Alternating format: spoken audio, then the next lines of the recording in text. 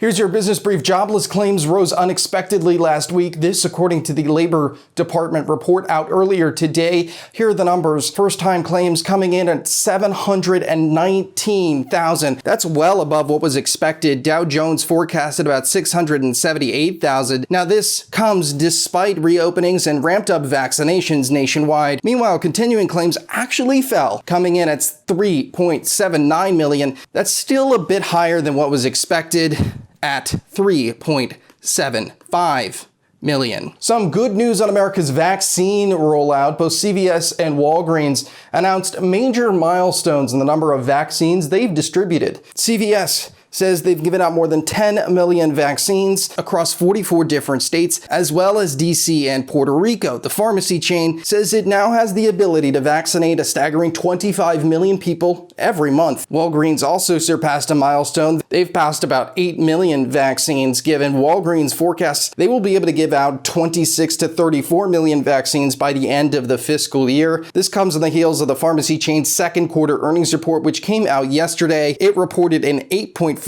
rise in profit for the quarter, but that still fell short of analysts' expectations. Microsoft has retired its Cortana personal assistant. Now, Cortana was Microsoft's answer to Apple's Siri, Google Assistant, and even arguably Amazon's Alexa. Cortana was originally designed for Microsoft's mobile operating system, and when the program discontinued, the tech giant kept the virtual assistant as an app available for other devices. The app is no longer supported on iPhones or Androids. It's also no longer available on the App Store or Google Play. This comes as no surprise. Microsoft announced the move last July. New developments on the global semiconductor chip shortage. Ford is temporarily slashing production at 6 plants across North America due to the disruption in the supply chain. The impacted plants are in Illinois, Ohio, Kentucky, Michigan, and Missouri, as well as Ontario, Canada. The automaker says it is slashing overtime at the plants as well. Their plant in Missouri, for example, is suspending overtime through mid-June. The company says the shortage is also expected to make a massive dent in their earnings report slated for